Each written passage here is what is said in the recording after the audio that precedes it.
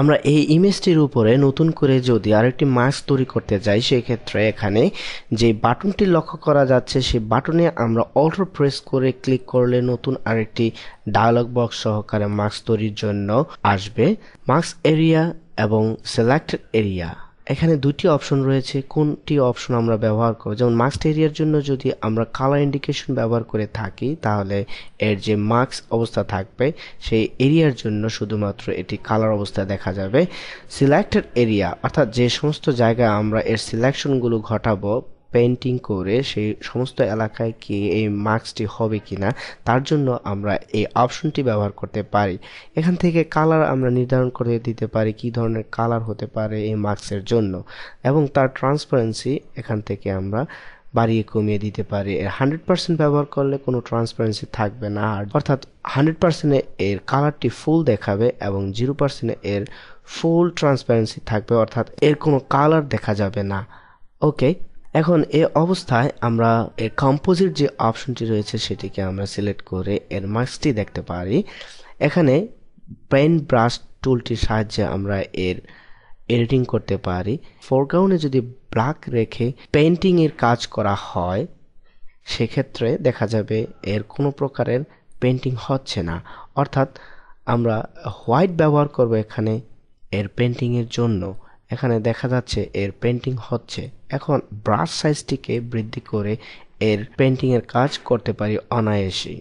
হ্যাঁ, এখানে পেইন্টিং এর কাজ হচ্ছে। কতটুকু পরিমাণ পেইন্টিং এর কাজ করব তা আমরা এখানে বুঝতে পারতেছি। এই ইমেজটি থেকে আমরা কোন অংশটুকু রাখবো এবং কোন অংশটুকু বাদ দেব তা খুব সহজেই আমরা এখান থেকে করতে পারি।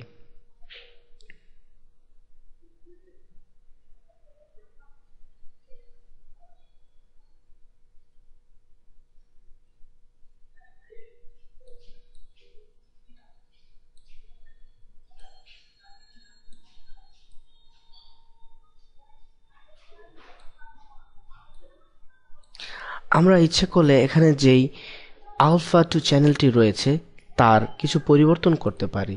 তার কিছু পরিবর্তন করার জন্য, যেমন এর যে মাস্কটি রয়েছে সেই মাস্কটিকে যদি আমরা পরিবর্তন করতে চাই, অর্থাৎ নীল কালারটিকে, তাহলে এখান থেকে আমরা এই নীল কালারটিকে পরিবর্তন করে দেব, অন্য আরেকটি কালার এখানে ব্যবহার করব।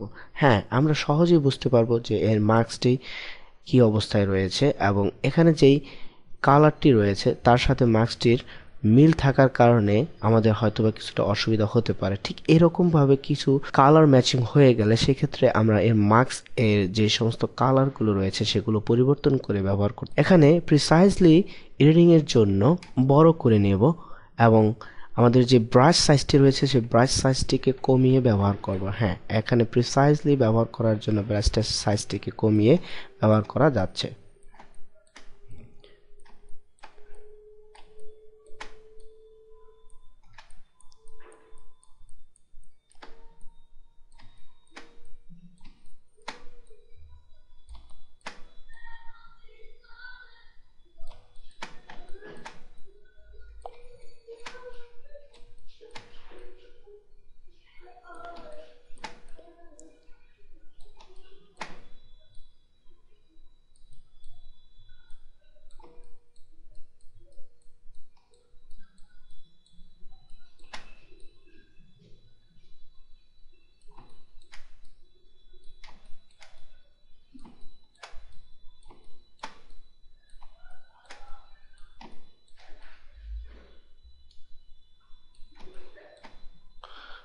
ওকে, আমরা এখান থেকে এর সিলেকশন ঘটাতে পারি যে আলফা 2 চ্যানেলটি রয়েছে সেটি, এবং এর অবস্থা থেকে আমরা দেখতে পাচ্ছি কোন কোন অবস্থায় এর পার্শিয়ালি প্রোটেক্টেড এবং পার্শিয়ালি এডিটেবল হয়েছে। এখানে যে সমস্ত গ্রে অবস্থানগুলো দেখতে পাচ্ছি তাকে ভালো করে এডিট করার জন্য আমরা ব্রাশ সাইজটিকে বড় করে করতে পারি। হ্যাঁ, এখানে একে ইনভার্টলি ব্যবহার করতে পারি এডিটিং এর জন্য। ওকে, হ্যাঁ, এবার আমাদের পুরোপুরি সিলেকশনের কাজটি হয়েছে।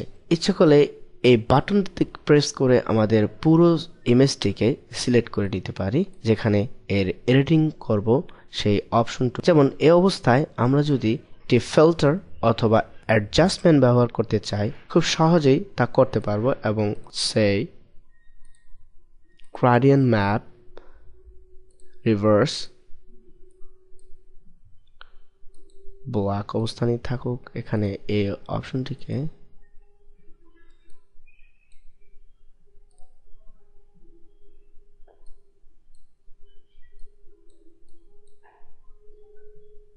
ওকে।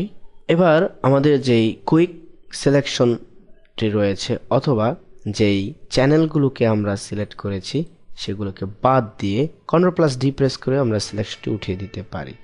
এখন এর যে ব্যাকগ্রাউন্ডটি রয়েছে সে ব্যাকগ্রাউন্ডটি ঠিক মতোই রয়েছে, এর যেই ইমেজটি রয়েছে সেই ইমেজটিও আমাদের এডিটিং অবস্থায় রয়েছে। এভাবে বিভিন্ন ধরনের সিলেকশন ঘটিয়ে চ্যানেল ভিত্তিক ইমেজের উপরে কাজ করতে পারি এবং পরবর্তীতে তা আবার বিভিন্ন ধরনের ইমেজের ক্ষেত্রেও ব্যবহার করা যাবে, যা আমরা পূর্বেই দেখেছি কিভাবে চ্যানেলগুলো একটি থেকে আরেকটিতে ট্রান্সফার করা হয়ে থাকে। যদি আমরা এই সিলেকশনগুলোকে সেভ করতে চাই,